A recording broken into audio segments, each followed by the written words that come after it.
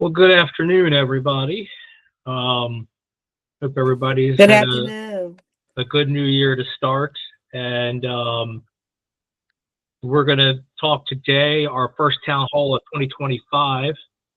And we're going to talk, we're a new subject matter today, different from any of the ones we've previously done. We're going to talk to Bill Gimbel. He's the Vice President of Business Development for Secured Signing, Inc.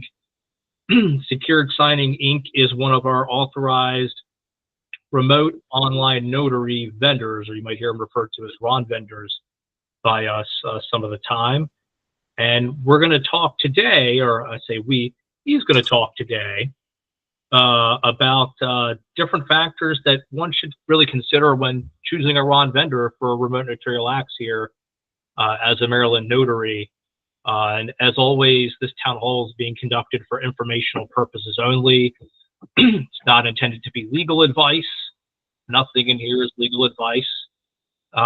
Also, even obviously working with Bill here, just want to make clear, it's not an endorsement of any one RON vendor over another. I think it's a good subject matter.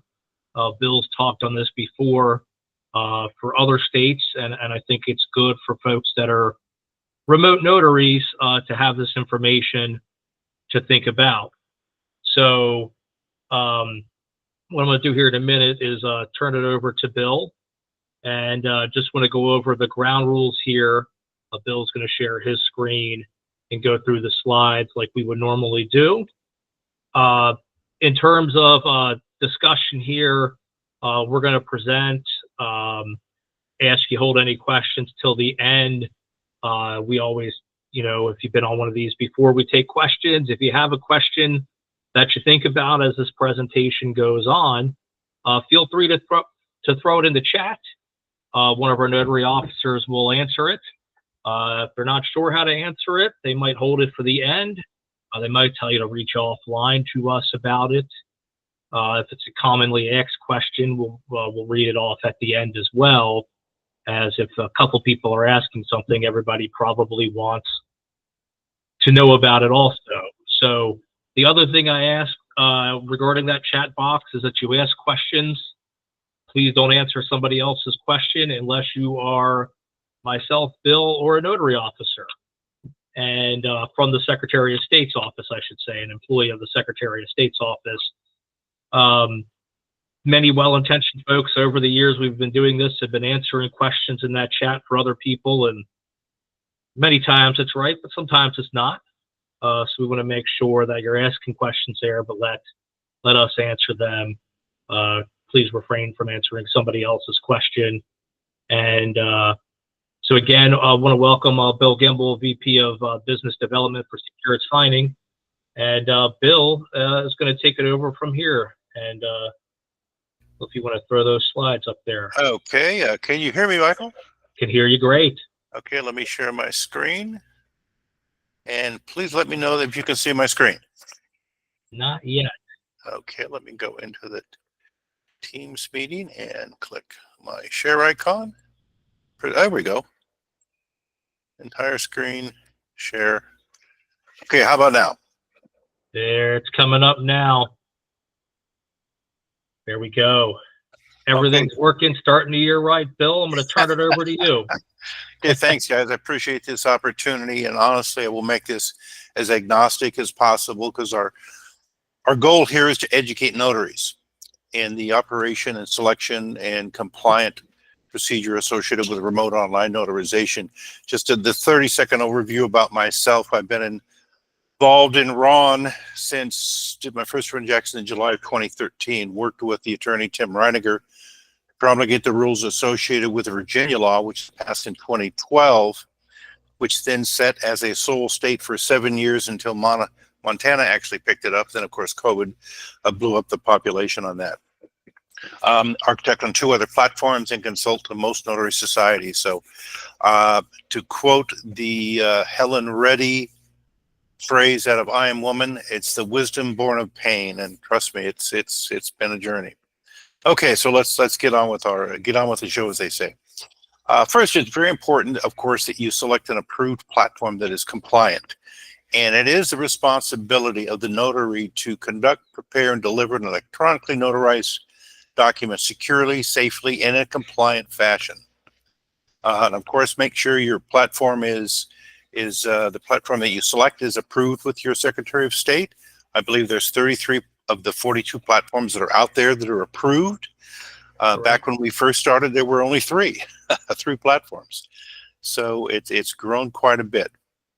So with regards to educational, compliant, and features, we hope to assist you in today's efforts. Now, understand we operate in all jurisdictions, actually in 55 countries. So some of the issues may not apply as readily to you as other jurisdictions, but from a knowledge standpoint, it's just good to know. Okay, let's move forward. We have one of the features or situations I recognized early on is notaries didn't know the questions to ask. And this complaint was shared with a lot of the notary societies, American Society, National Notary Society, the Pennsylvania Association. So what we decided to do is create a compliance and feature chart that again is hopefully quite agnostic, that will allow you to compare one vendor to another, because you don't know what you don't know. So we'll share this, the link to this compliance chart at the end of the session today, and it will go over, of course, compliance and necessary platform features. I've been responsible for literally millions of signings, done 2,300 myself. So we know what happens out in the field, and we know what happens in the environment. So you've got to be able to attend to those anomalies electronically via your platform. So let's begin. The first thing you want to do, of course, is make sure that the Maryland Secretary of State has your platform listed as an approved platform. And you also want to make sure it is compliant with UWIDA and e-sign requirements. And specifically what I'm referring to is when your platform requests a client to sign a document, there should be a pop-up that occurs that says, do you agree to conduct this signing through an electronic medium and apply electronic signatures? That's what I mean by UWIDA and e-sign compliant. The other issues are, is the platform either ISO, International Standards Organization, SOC 2, HIPAA, FDA, MISMO certified, including exhibits? And what that means is the ISO, the SOC 2, those are independent organizations that are hired to come in and review the security and stability of your platform. And then they also come in and do random audits to make sure that your platform is compliant with the initial issuance of their certification. ISO is international, SOC 2 is used more domestically, and HIPAA is for medical documents. You must have your platform must have HIPAA approval in order for you to transact a document online. FDA for tests, trials, and submissions to clinics. And MISMO, of course, is a separate certification that allows you in a compliant fashion to conduct remote online notarization for home loan documents. Now, what your platform should do, they should be able to provide you with these certification and random test documents and audits. That's going to be important to you, and it's going to be more important to your clients. So while they may publish their operating through an ISO or SOC 2 platform, the platform in and of itself should be certified, and you should be able to get those exhibits that you can then go to ISO, log in, put their name in, and see their current status. So that's very, very important. Next would be security. Yeah, all platforms should have multi-factor authentication, meaning that, of course, to log in, you've got to use a PIN and password and SMS messaging to access the document. That SMS means that you will receive a text to your cell phone with a code. And once you enter that code, then you can access the platform. It's just a very secure way in which to access a platform and control and protect your notary journal as well as your recordings. The other thing that I see out there in the market is some clients will want as a default to have your recording automatically sent to them. And I would caution you against this. This is not legal advice. This is anecdotal from what we see in the market.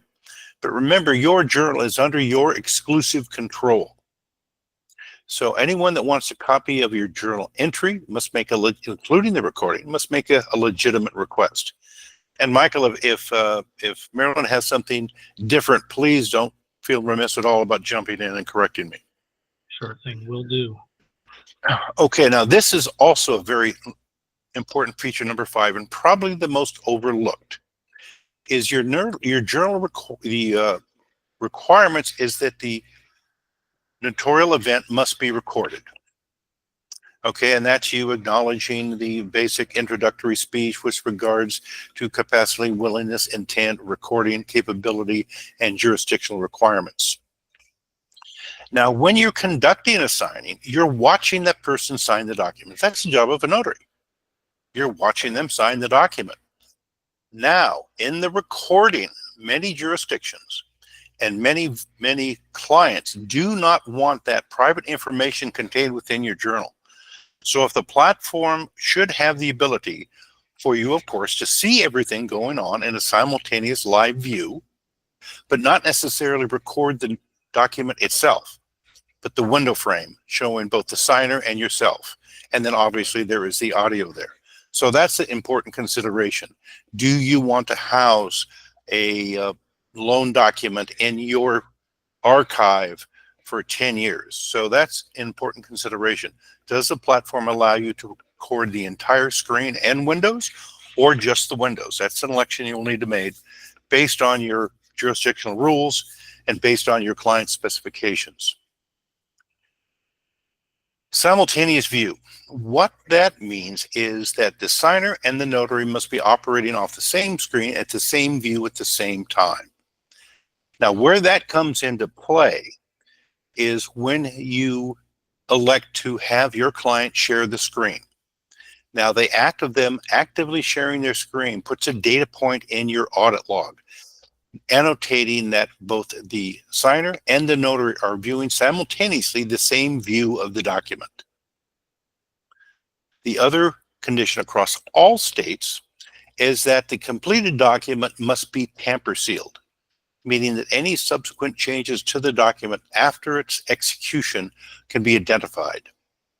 Now, most platforms will provide you with a completion certificate, which is a mini audit log, which goes over things like the signer's location geographically, their IP address, annotating that they accepted the use of electronic signatures, that they passed a KBA, they passed an ID verification, they shared their screen, they allowed use of full control. This is essentially a mini audit log. And that mini audit log should also be tamper sealed, so that when you forward that on to a requesting entity, they can see that this came directly from the platform and there's been no modifications made to this certificate. Now, a certificate is different from the complete audit trail. The complete audit trail is a click-by-click event, and it's like 14, 16 pages. Most people, the completion certificate giving you the salient strokes and elements is certainly sufficient to provide them security that the execution was done in a compliant and secure fashion. Okay. Another very important point is, will the platform store and make available your journal, including your recording, after you've either retired or you stop subscribing to the platform? Is that still going to be available? That's important. The other thing that I would encourage is I download a recording and my journal elements to a separate offline terabyte drive that I bought at Costco. I think I paid $82 for it. I plug it in, I download my journal and my recordings to it, and then I unplug it. It's just a very secure, common good practice. The other issues are the signer's signatures, PKI application, or are they just electronic pictures? The difference there being a PKI application is a holographic signature that can be verified. The way to tell that is just click on the signer's signature, and if nothing comes up, it's just an electronic signature and not a PKI application. In Maryland, you want to make sure that your platform promotes and provides you all the acts that are available to you within your jurisdiction: a jurat, a witness, a certified copy, etc. And that all ID verification, such as personally known, KBA, which is knowledge-based authentication, which is governed by the Federal Bridge Act, is that series of 5 questions, 5 answers that must be completed successfully for the 5 in 2 minutes with 2 attempts. Now, there's no way around that. That's a Federal Bridge Act, and if they fail the KBA, they're locked out for 24 hours. Certificate analysis is the valuation of a government-issued picture ID. Now, we provide like 5,000 IDs from 200 countries, but that ID, once submitted, and that should be submitted via a link to a cell phone, because the cell phone camera is much more sufficient and has much more detail than a camera, let's say, on your laptop. So what occurs is the security elements, the holographic elements of that ID are identified, both front and back, and then that ID is determined to be genuine. And then you can do a biometric face match, which means the client in that same session will take a selfie, and the selfie with a liveness test, meaning it's not a picture of a picture, but actually a live submission, is then compared to the picture on the face of the ID that was determined to be genuine. And then, of course, do you have witness and credible witness capabilities with the platform? Okay, now once they've got into session, can you go in and look at the ID that was verified to be genuine? Look at the selfie that was taken, and then also in the simultaneous frame, be able to talk and look to the client and have them actually hold up that ID that was determined to be genuine. That's the final tried and true submission, stare and compare, that notaries perform billions of times a year. Also, the ability to upload your notarial certificate into a doc set. Let's say you get a document that has a Louisiana acknowledgement. Well, you're not going to complete the Louisiana acknowledgement. What you can do is insert right after that acknowledgement your Maryland acknowledgement. So you can drop a text box on the Louisiana document that says, see attached acknowledgement below. And if it's a 20-page document and the acknowledgement is on page 11, you can insert onto page 12, so that 20-page document now becomes a 21-page document, but has your proper Maryland statutory certificate available for insertion. So that's just one of the workflow issues that is very important. I kind of slowed down here a bit because I know there's probably a lot of questions you guys are writing down, and we love questions. Okay, another key consideration on a platform is if you make a notarial mistake, if you do not add your signature, or if you do not add a stamp, or if you're trying to operate off an expired certificate, will the platform make that alert? If you're operating off an expired certificate, or if your certificate, be that your notarial certificate, or if you're in a jurisdiction that requires you to have an X509 digital signature certificate issued in your own name, the platform will not allow you to continue. So that's also a very key feature, because you do not want to do an execution with an expired certificate. Another very, very key and mandatory in certain business verticals is that when you send your clients the ability to access their document, are you sending that document via email, which is not the safest way, or are you sending your client, a link that they click on, enter a security code, and that downloads their document directly from our server? So it's not going through email. So that's a key consideration from a security standpoint, the fact that you really don't want to be sending all this private information willy-nilly around the internet. So you want to be able to allow your client to go in with the security code directly to the server and download that document. Also, the audit trail or completion certificate, you should be able to download and send to your clients as well. And again, that certificate in and of itself should be tamper sealed. Another key consideration is various jurisdictions and various market verticals require application of a signature in a different fashion. So will your platform allow you to select a predetermined font? Will it allow you to upload an actual image of their handwritten signature? And where this comes into play often is if you have two signers and one is signing as attorney-in-fact for the other. So in cursive, you've got to have John Smith. And also in cursive, you have to have John Smith as attorney-in-fact for Jane Smith. Can you do that? Can you draw that on your scratch pad or screen? Or can you switch to your cell phone and draw it on your cell phone? So these are situations that are going to occur across various markets you should be able to accommodate. Now, will the platform let you know if the notarial process is also not complete? If you go to end the session and say, wait, Jane signed or didn't sign, or you didn't notarize, will that let you know? That's important, particularly if you're doing multiple signings over different times during the day. Another key ability is to sync all the participants in a session to a simultaneous view. Meaning you're signing Jane and there's 4 or 5 other people in this session, and Jane has a question about a certain element on page 121. Can you sync everybody to page 121 so that when you explain that issue or answer the question that you can answer, remember, you do not ask for advice. You don't do the, you can do the what questions, but not the why questions. So the ability to sync everyone in session to a specific page to address or point out that issue.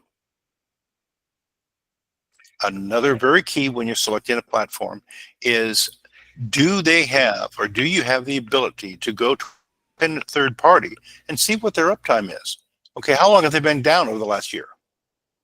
So that's an important consideration. Independent third parties review of the platform that you're considering. What is their uptime stats? Very important. Okay, those are some of the compliance issues. I know we've covered a lot, and we will be making that comparison chart available to all of you, as well as some other workable tools towards the end of the presentation. Now, with regards to workflow requirements, these are situations that occur in the market that you will be demanded to complete, to execute. So your platform, from an operational workflow standpoint, should incorporate these elements. Does the platform include, of course, RON? Does it also include in-person electronic notarization? Does it include e-signatures? Does it include e-signatures with video confirmation? Does it include, and I don't believe this is applicable in your jurisdiction, remote ink notarization?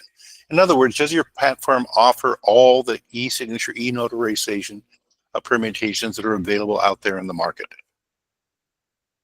And can the platform operate off a laptop, a tablet, an iPad? And for the signer side, the same, but can they also operate off a cell phone?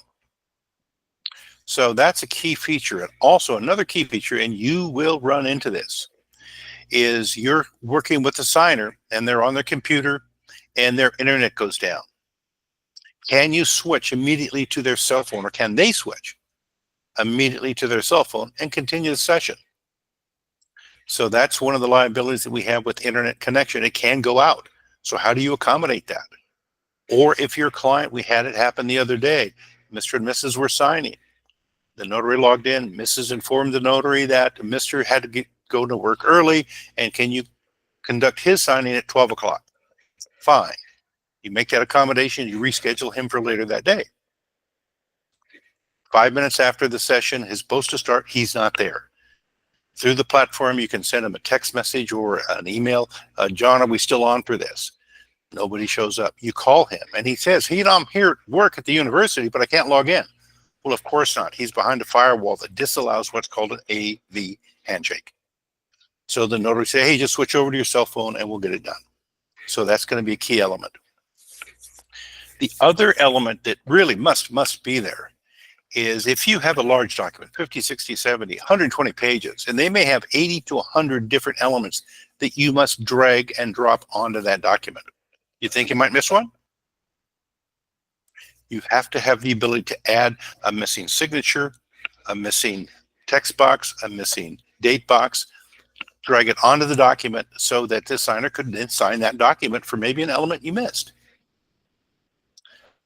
Also, if your client calls you in the middle of a signing and says, hey, I want to replace page 5, can you do that? Or, I'm sorry, Mr. Notary, but this 120-page document, we've done a redraw, and you're going to have to do the whole thing over. Do you have the ability to remove that document out from under the tags, slide a new document under that, so that you don't have to retag the entire document? You may have to move some around, add some, remove some, but at least you don't have to start all over again. That's an important operational feature. What is your ability to add multiple participants? Our limit is 50. The most I've honestly ever seen is 12. It can be signers, it could be witnesses, it can be guests. So you want to have probably at least a dozen. Again, that's the most I've ever seen. Technologically, we could accommodate 50, but the most I've seen is 12. Will the platform allow you to execute multiple signers at different days, different times from different locations? That happens. Will the platform accommodate the ability for 2 signers using 1 device and 1 email address to conduct? You should be able to do that. Particularly if there are 2 signers and one is fairly technologically proficient and the other is not. So the platform should be able to accommodate multiple signers on 1 device and or with 1 email address. And then 2 signers show up, as my previous example I gave. Can you reschedule that delayed signer later in the day and still maintain your tamper seal? That's a critically important issue. Can you reschedule Mr. Smith for later in the day while still tamper sealing the document in between sessions and in between signings? From a security standpoint, that's very, very important. Also, we know that when the refinance market kicks back in the mortgage industry, you're going to see a lot of big packages. Does the platform allow you to read the issuing doc prep client's documents and automatically tag the document? That requires an integration, but they should be able to work with your client to arrange that. Also, can you do signature templates and templates? And what that means, a template is a document that you use over and over and over and over again. It could be an application where the only thing that changes really is the name of the signer.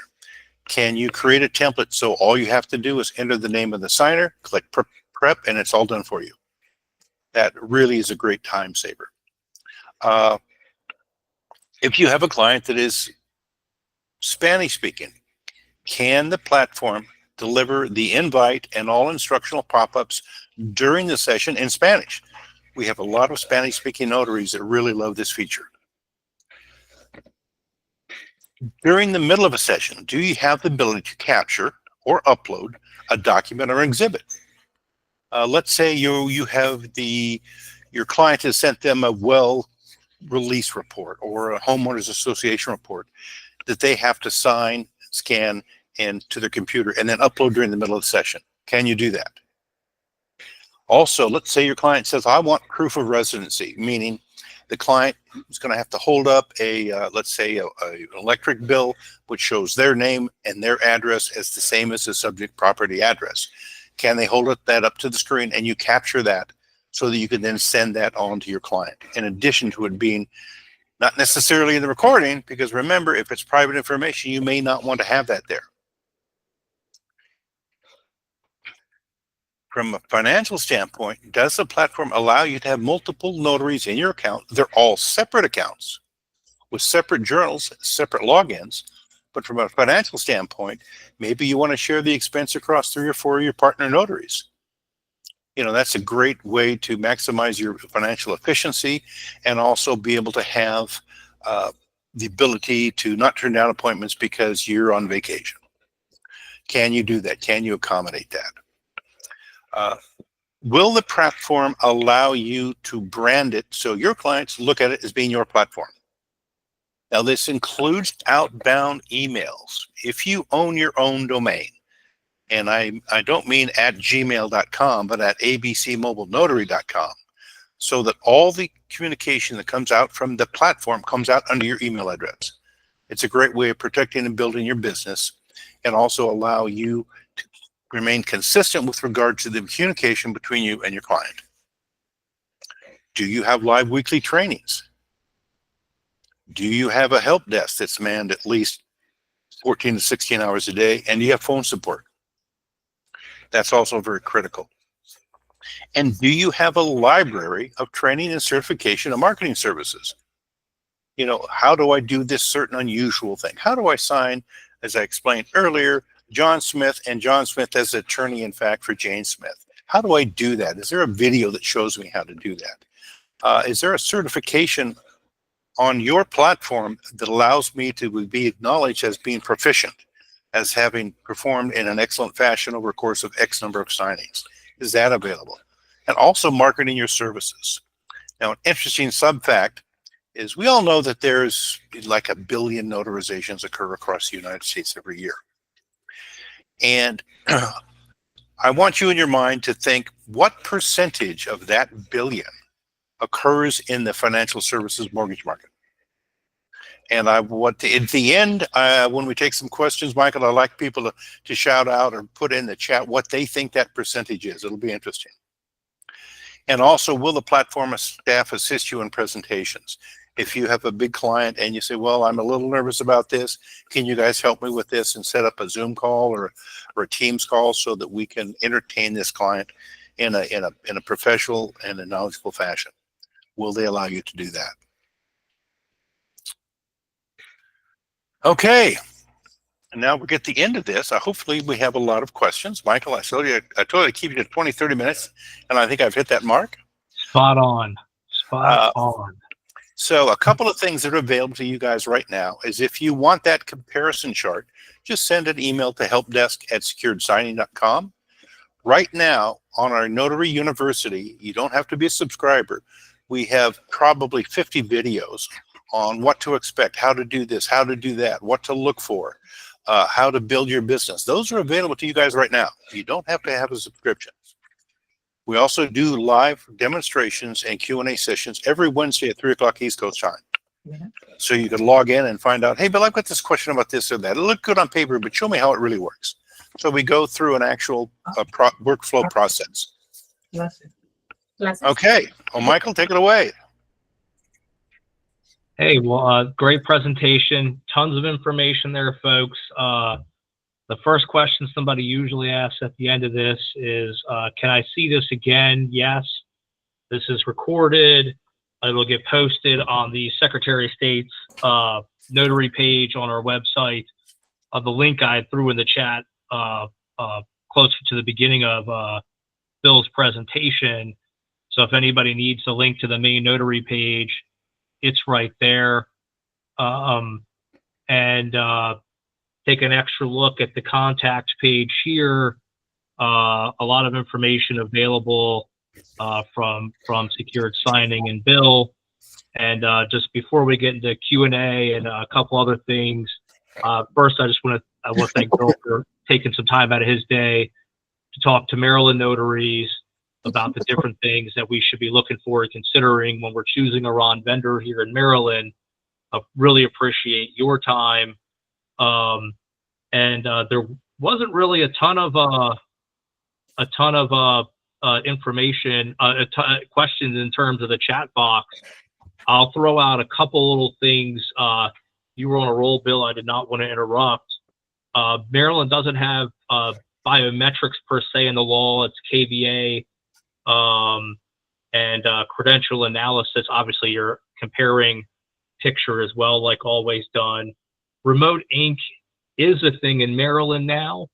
And for folks that are interested in kind of the broader idea of what remote notarial acts are, if you were sitting on this going, okay, this is a little what's going on here. If you need the basics of remote notarial acts, there's a town hall recording on the notary page of our website already from, I think it was October or November of 24.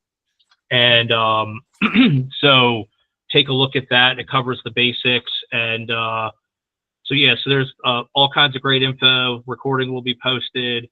I'll reiterate again, informational purposes, not legal advice, not an endorsement of one brand over another either. One more big thanks to Bill. And Bill, you mentioned at the end, throwing out a question and having everybody, before we'll do this and then I'll stop recording and we'll take one-on-one questions. So anybody that has them, you mentioned out of you said it was 2 billion a year? 1 billion. 1 billion a year. Out of the 1 billion a year, how many were real estate, right? Yeah. What percentage of that? What percentage of that? So if anybody wants to throw guesses in the chat of what the percentage is, throw it in there, and then we'll let we'll give it 10, 20 seconds or so, and then we'll let Bill give us the answer here. I see a lot of different. I see 85, 60, 80 to 90, 54. I love the precise 54. That is awesome, Tanisha. I love that. 65, 60, 93, 35. So guesses coming in all over the map. 40, 75, 35. I'll refrain from guessing just in case I turn out to be really wrong. Keep the illusion that I know what I'm talking about here. All right. Well, we got a lot more coming in. I think we got one down 8%. I think is the low end of the guesses. 90% is the high end of the guesses. What do you got, Bill? Okay, according to the Mortgage Bankers Association, last year's publication amounted to 1.47%. 1.47. So that begs the question, where are the other 98% of these things occurring? And that's what we go over in our training. So that to provide work in alternate markets to notaries. A lot of Bill, surprised faces. Go ahead, Carrie Ann. We're getting a couple of requests for you to put those links that are on the screen right now into the chat so they can just copy and paste them. Okay. Thanks, Carrie Ann. I think that was the number one request we had in that chat. And then while Bill's doing that, I'll just kind of re-summarize real quick here. Recording will be on the Secretary of State's website on the Notary page, the main Notary page of our website. Thanks again, Bill Gimbel, Secured Signing, Inc., one of our RON vendors in Maryland, with a lot of good information. If you're a remote notary, for you to think about and consider. And when you're looking at your platform, questions to ask, things to think about while you're selecting RON vendors and just in general using your platform. And again, informational purposes only, not legal advice. Anybody that's on here and anybody watching the recording later knows that in that email invitation that we send out about a week before every town hall, there's a list of upcoming town halls. We have at least 6 on the calendar right now, including this one. There'll likely be one. We'll bring back the Apostille town hall again. And we're working on just a live application demo for notaries, just to kind of look through how that workflow goes when you are applying or renewing your notary commission. And so folks that maybe applied last year that struggled through, we think most of those things are probably should be fixed now with some of those problems we saw. And so now we'll take some just questions offline here. I want to thank everybody again that joined us. If you want to hang and listen or hang and ask, we'll do the old hand raising method on here, and we'll take those. And I'm going to stop recording now. Thanks for joining, everybody. We got a few questions.